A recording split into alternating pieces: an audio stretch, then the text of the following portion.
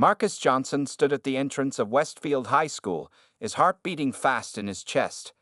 Today was his first day at this new school, and he felt like everyone was looking at him. The tall brick building seemed bigger than any school he had seen before. "You can do this," he whispered to himself, adjusting the straps of his backpack. At 15 years old, Marcus was used to being the new kid. His father's job had moved their family 3 times in the last 5 years. This time, they had moved from Atlanta to this small suburban town, where Marcus immediately noticed he was one of the few black students. The morning bell rang, and students rushed past him toward their classrooms. Marcus took a deep breath and joined the flow of teenagers. He kept his head down as he walked through the hallway, looking at the schedule in his hand.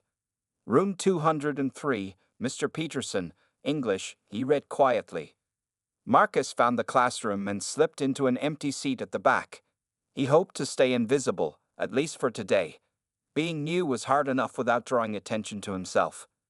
"Class, we have a new student joining us today," Mr. Peterson announced, gesturing toward Marcus. "Would you like to introduce yourself?" Marcus stood up slowly. He felt 20 pairs of eyes turn to look at him. "I'm Marcus Johnson. My family just moved here from Atlanta," he said simply before sitting back down. He didn't mention that back in Atlanta, he had trained in Brazilian Jiu-Jitsu for the past 6 years and had won several junior championships. His sensei had always taught him that martial arts was about discipline and self-control, not showing off. During lunch, Marcus sat alone at the far end of a table. He unpacked the sandwich his mother had made him that morning and opened his math textbook. If he could get some homework done now, he would have more time to unpack his room later. "Hey, you're in my seat." Marcus looked up to see a tall boy with blonde hair standing over him. Behind the boy stood 3 friends, all wearing the same blue and white Letterman jackets. "Sorry, I didn't know seats were assigned," Marcus said, starting to gather his things. The boy laughed. "They're not. But everyone knows this is where Tyler and his friends sit." He pointed to himself. "I'm Tyler." Marcus nodded and moved to another table. He didn't want trouble on his first day. As he walked away, he heard laughing behind him. "Did you see how fast he ran?" one of them said. Marcus ignored them and found another place to sit. He remembered what his sensei always said: "The strongest fighter is the one who knows when not to fight." After school, Marcus walked home alone. The day had been long, but not terrible. He had met a few nice people in his classes, and most teachers seemed okay. Only that encounter with Tyler and his friends had bothered him. At home, Marcus went straight to his room where he had set up a small training area with a punching bag. He changed into his workout clothes and began his daily routine of exercises. As he practiced his kicks and punches, he felt the tension from the day melt away. "Marcus, dinner in 10 minutes, his mother called from downstairs. "Coming, Mom," he replied, landing one final kick on the punching bag. Marcus didn't know what tomorrow would bring at his new school, but he was ready to face it. Whatever happened, he would keep his promise to his sensei to always use his skills with wisdom and only when truly necessary. 3 days had passed since Marcus started at Westfield High. The morning was cold as he walked through the school doors, rubbing his hands together to stay warm. So far, he had managed to keep to himself, eating lunch alone and speaking only when teachers called on him in class. "Hey, new kid." Marcus recognized Tyler's voice immediately.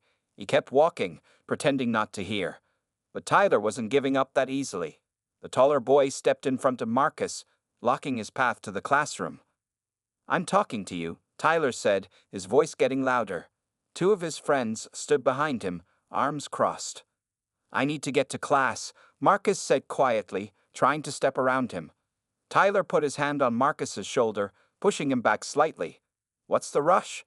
We just want to know more about the new guy." Marcus looked at Tyler's hand, then back at his face.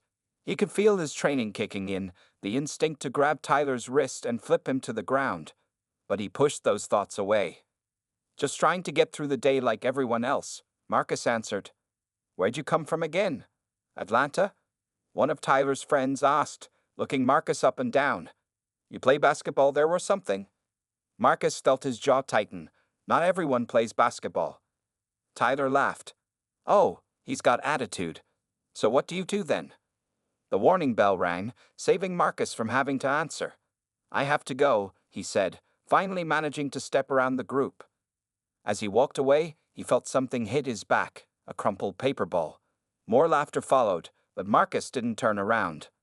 In math class, Marcus tried to focus on the equations on the board, but his mind kept going back to the hallway encounter. He wasn't scared of Tyler and his friends. He knew he could defend himself if needed, but he didn't want trouble. His parents had enough stress with the move and new jobs without having to worry about him fighting at school. "Marcus, can you solve this problem?" Ms. Rivera asked, pointing to an equation on the board. Marcus stood up and walked to the front of the class. As he worked through the problem, he noticed a girl watching him closely from the second row.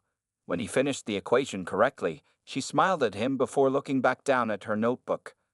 After class, the same girl approached him in the hallway. "That was impressive," she said. "I'm Sophia." "Thanks.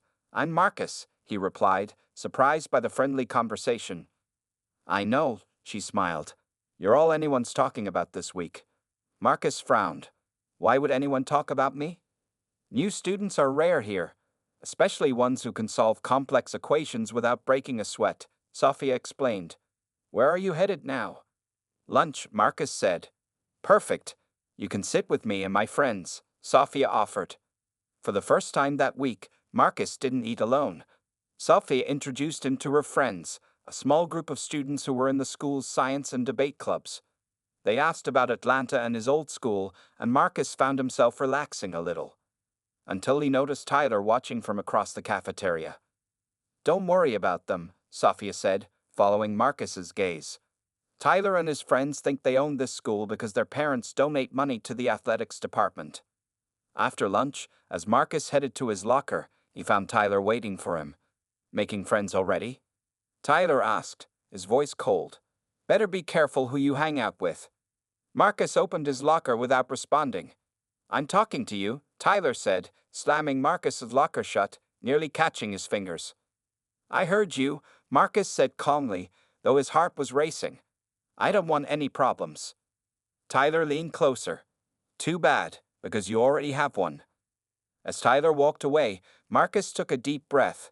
His sensei had taught him that the first battle was always with yourself, controlling your emotions, your reactions.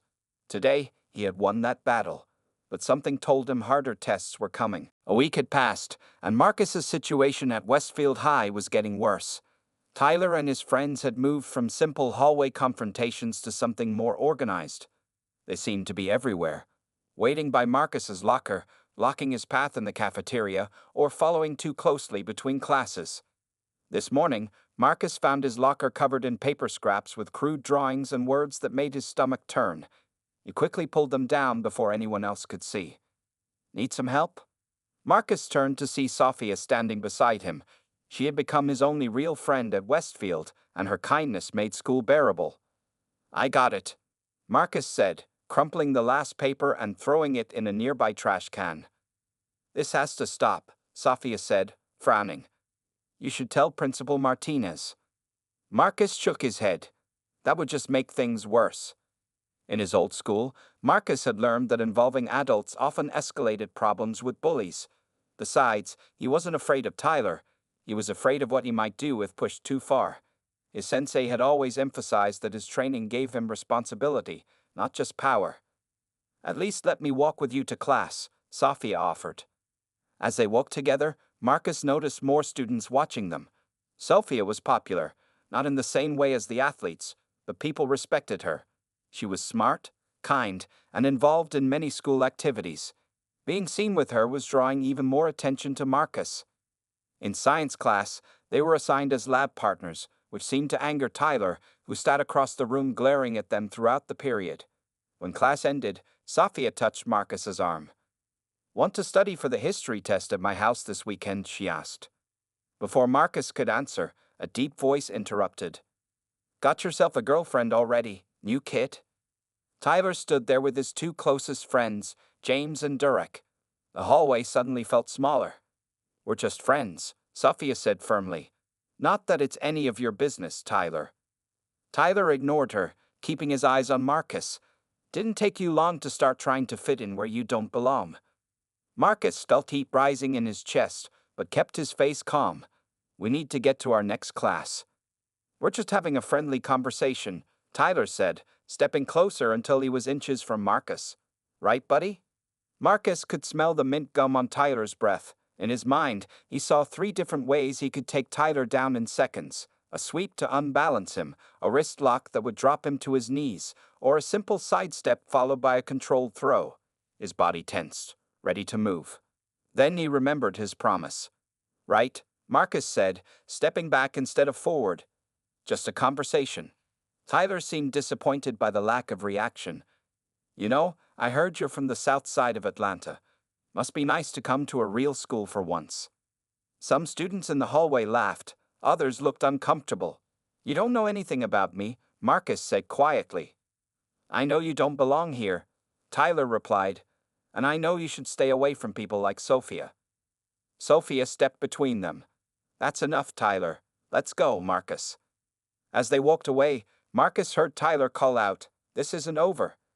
Later, at home, Marcus hit his punching bag harder than usual. Each punch helped release the anger and frustration he had held back all day. After 30 minutes, he was exhausted and sweaty, but his mind felt clearer. His father knocked on the open door. Rough day? Marcus nodded, catching his breath. Want to talk about it? His father asked, sitting on the edge of Marcus's bed. Just some guys at school, Marcus said. Nothing I can't handle. His father studied him carefully. Remember what Master Chen always told you. The greatest victory is the battle not fought. Marcus finished. I know, Dad. I'm trying. I'm proud of you for that, his father said. But I also want you to know that defending yourself isn't the same as starting a fight. Marcus nodded, though he wondered where the line between the two really was, and how much longer he could walk it. Friday arrived with dark clouds hanging over Westfield High. The weather matched Marcus's mood as he walked through the school entrance. 2 weeks had passed since he started at this school, and each day felt heavier than the last. During first period, Marcus noticed Tyler and his friends whispering and looking in his direction. Something felt different today. Their usual smirks were replaced with determined expressions. Marcus tried to focus on the lesson, but a feeling of dread settled in his stomach. When the lunch bell rang, Marcus walked to the cafeteria with Sophia beside him. They had become a team of sorts, navigating the school hallways together. You're quiet today, Sophia said as they entered the crowded lunchroom. Just tired, Marcus replied, though in truth, he was on high alert. His training had taught him to sense when something wasn't right. They got their food and found an empty table. A few of Sophia's friends joined them, talking about weekend plans and the upcoming school dance. Marcus tried to join the conversation, but his attention kept drifting to Tyler's table across the room. Halfway through lunch, Marcus excused himself to get more water. As he stood at the drinking fountain, he sensed movement behind him. He turned to find Tyler, James, and Durek surrounding him. Having a good lunch, new kid? Tyler asked, his voice low enough that teachers on duty couldn't hear. I was, Marcus answered, straightening up. He noticed they had positioned themselves to block any easy exit. Tyler stepped closer. You know what I can't figure out? Why you keep acting like you belong here, like you're one of us. I'm just trying to get through the school year, Marcus said, keeping his voice calm. Derek pushed Marcus's shoulder. You think you're so smart, sitting with Sophia and her friends, acting all quiet like you're better than everyone. I don't think I'm better than anyone, Marcus said, taking a step back. His eyes scanned the area, noting that they were now in a corner with few people watching. Then why don't you go back where you came from? Tyler said, his voice getting louder. Nobody wants you here. Several students nearby had stopped eating to watch. From the corner of his eye, Marcus could see Sophia looking concerned, starting to stand up from their table. I'm not looking for trouble, Marcus said, trying once more to step around them. This time, James moved directly in front of him. Too bad, because trouble found you. In one quick movement, James knocked the water bottle from Marcus's hand, sending it clattering across the floor. The cafeteria grew quieter as more students turned to watch. What's your problem? Marcus asked, his patience wearing thin. You're my problem, Tyler said, shoving Marcus hard against the wall. You, walking around here like you own the place, getting friendly with people who are too nice to tell you they don't want you around. Marcus felt his back hit the wall. His training kicked in immediately, stance widening slightly, weight shifting to his center, hands ready but not clenched. "Back off," he said, his voice stronger now. "This doesn't need to happen." Tyler laughed and looked at his friends. "Listen to him. Thinks he can tell me what to do." What happened next seemed to unfold in slow motion. Tyler grabbed Marcus's lunch tray from James and dumped it over Marcus's head. Milk splashed down his shirt while pasta salad and fruit slid onto the floor. The cafeteria erupted in a mix of gasps and laughter. As Marcus stood there, food dripping from his clothes, Tyler moved in closer, raising his fist. "What are you going to do about it now?" In that moment, something shifted inside Marcus. 6 years of training, of discipline, of learning when to act and when to wait, all came into focus. As Tyler's fists started moving toward his face, Marcus made his decision. It was time to defend himself. Time seemed to slow down as Tyler's fist moved toward Marcus's face. The cafeteria noises faded away. In that moment, Marcus saw everything with perfect clarity: Tyler's poor balance, his wide stance, the way he telegraphed his punch. Marcus moved with the fluid precision of someone who had practiced the same defensive moves thousands of times. He shifted slightly to the side, letting Tyler's fist pass harmlessly by his ear. In the same motion, he gripped Tyler's extended arm and used the bigger boy's momentum against him. With a controlled movement, Marcus redirected Tyler's energy, causing him to stumble forward and lose his balance. Tyler crashed into the wall where Marcus had been standing just seconds before. The cafeteria fell completely silent. Tyler recovered quickly, his face red with anger and embarrassment. "You're dead," he growled, charging at Marcus like a bull. This time, Marcus sidestepped again, swept his foot under Tyler's ankle, and guided him to the ground with a controlled grip on his arm. Within seconds, Tyler was face down on the cafeteria floor, his arm locked behind him in a hold that wasn't painful, that made movement impossible. "Stop fighting," Marcus said quietly. "I don't want to hurt you." James and Derek looked at each other, unsure what to do. Then James lunged forward to help his friend. Marcus released Tyler and blocked James' wild punch, redirecting him into a nearby table. Derek backed away, suddenly wanting no part of the fight. Students were standing on chairs now, phones out, recording everything. A teacher finally pushed through the crowd. "Break it up. Everyone back to your seats," Mr. Collins shouted, looking shocked at the scene before him. Marcus immediately stepped back, hands raised to show he wasn't a threat. Tyler got up slowly, his face a mixture of rage and confusion. "He attacked me," Tyler yelled, pointing at Marcus. "That's not what happened." Sophia pushed forward, her voice clear above the growing noise. Tyler and his friends cornered him and dumped food on him. Everyone saw it. Mr. Collins looked around at the mess of food on the floor, then at Marcus's stained shirt. "All of you, to the principal's office. Now." 20 minutes later, Marcus sat outside Principal Martinez's office while Tyler and his friends were being questioned inside. His wet shirt was uncomfortable, but that was the least of his worries. He knew fighting, even in self-defense, could mean suspension or worse. The office door opened, and Sophia emerged with her phone. "I showed Mrs. Martinez the video I took. She wants to see you now." Marcus nodded and stood up. As he walked toward the office, the school secretary's phone rang. "Your parents are here," she told him, hanging up the phone. Marcus's heart sank. His parents had left work to come to school. This was exactly what he had tried to avoid. Inside the office, Principal Martinez sat behind her desk with a serious expression. Tyler and his friends were gone. Marcus's parents entered behind him, their faces concerned. "Mr. and Mrs. Johnson, thank you for coming so quickly," Principal Martinez said. "Please, sit down." As they took their seats, she turned to Marcus.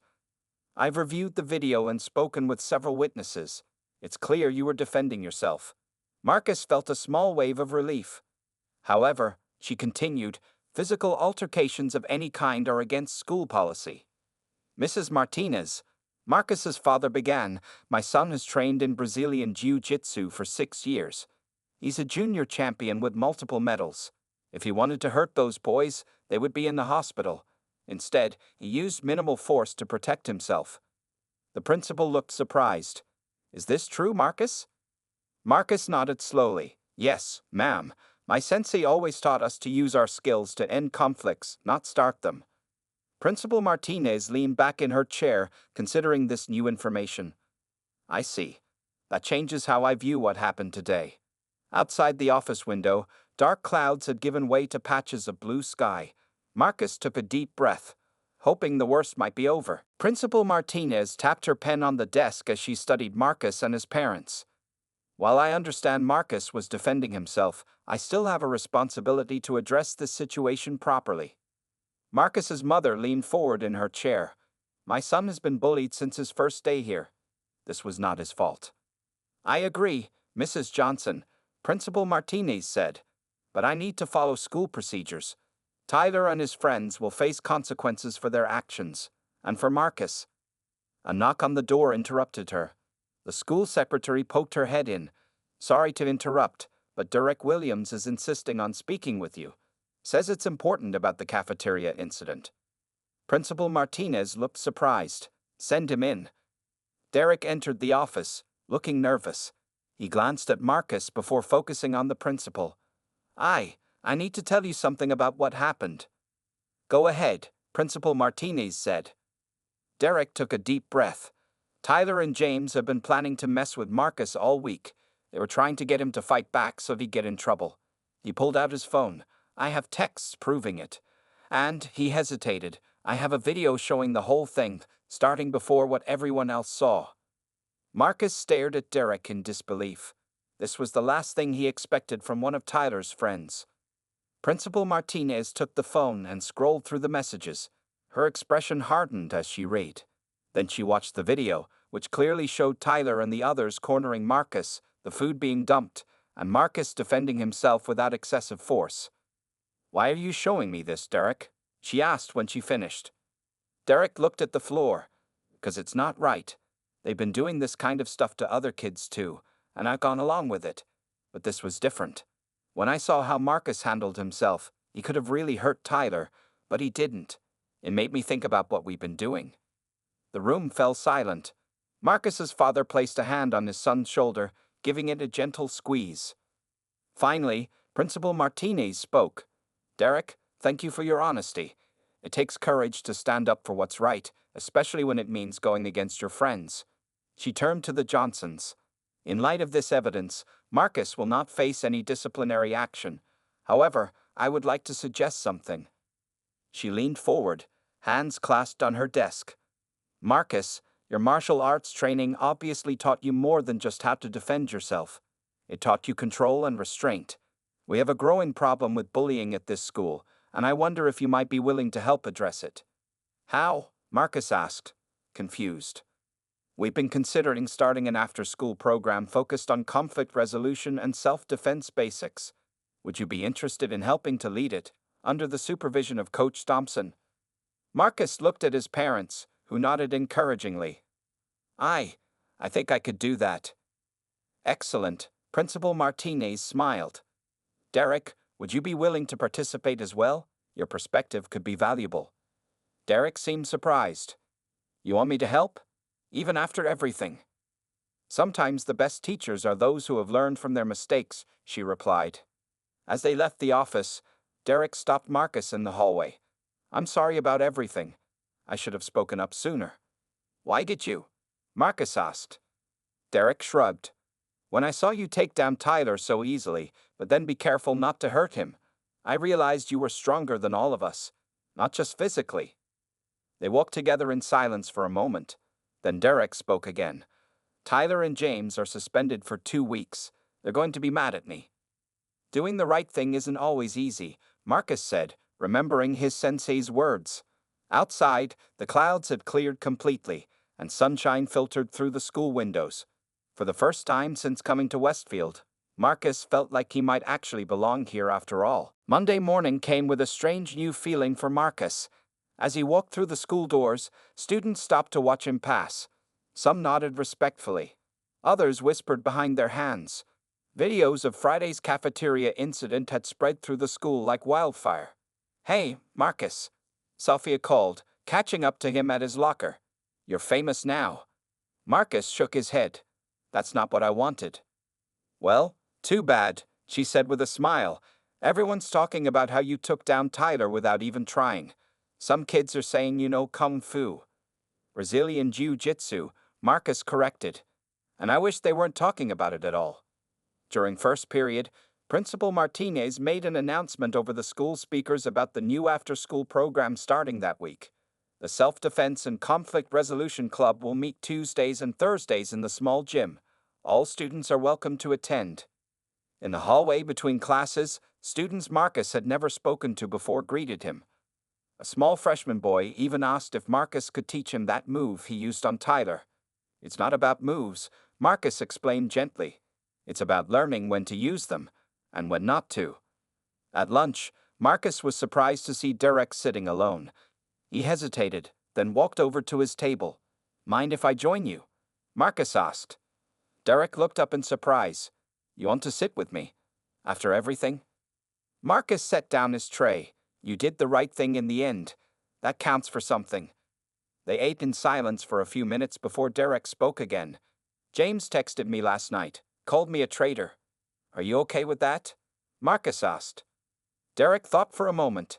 "Yeah, I think I am. I was getting tired of the way they acted anyway." He paused. "So, this club thing, are you really going to teach people how to fight?" "Not exactly," Marcus explained. "Coach Thompson and I talked yesterday. It's more about building confidence and learning how to handle conflict without fighting. The physical stuff is just part of it." After school, Marcus met with Coach Thompson in the small gym to prepare for their first session the next day.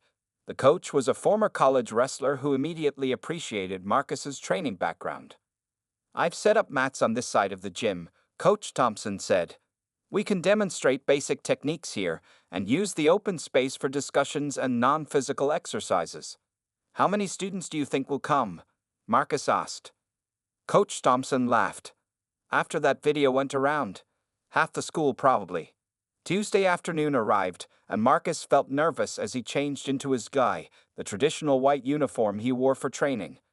He hadn't worn it since moving to this new town, and putting it on again felt both familiar and strange. When he walked into the gym, he stopped in shock. Nearly 40 students sat on the mats, waiting. Sophia was there with some of her friends. Derek sat near the back. Even some seniors who rarely participated in school activities had shown up. Coach Thompson clapped Marcus on the shoulder. "Told you," he said with a smile. "Ready to start?" Marcus took a deep breath and stepped onto the mat. The room quieted as he bowed, a habit from years of training. "Thank you all for coming," he began, his voice stronger than he expected. "What we're going to learn here isn't about fighting.